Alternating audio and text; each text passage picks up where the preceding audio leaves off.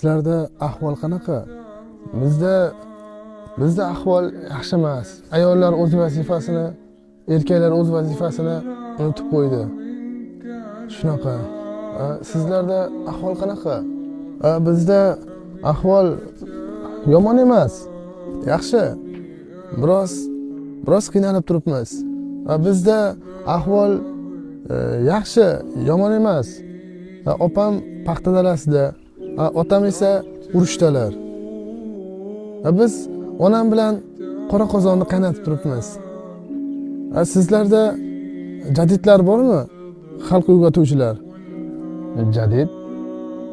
Nima edi u? Jadidlar kimligini bilmayman degan. Menga yana bir narsa qiziqda. Sizlarda ko'ngil ochadigan, tungi kulib yoki shularga o'xshagan biron bir narsa bormi? Demak yo'q. Tushunarli.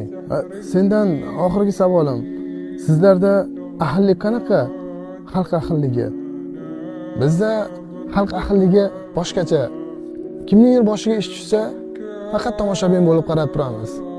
Va yana kimdir chuqurlikqa tushib ketsa, uni qo'lidan tortish o'rniga o'sha chuqurlikni ustini yopib qo'yamiz. Bizda ahillik shunaqa deyiladi. Bizda ahillik kimningdir boshiga ish tushib qolsa, borib ko'nglini ko'taramiz. Va yana kimningdir uyi afgor holatga kelgan bo'lsa, xalq bilan yig'ilishib, birga chiroyli holatga keltiramiz. Bizda shunaqa ahillik. Shunisiga ham shukr. Mayli, seni ham vaqtingni olmay, meni ham boradigan joylarim bor edi. Ko'rishamiz. Sog' bo'lgin. Mayli, men ham onamga paxta terishgani yordam bermoqchi edim. أنا تعبان من نفسي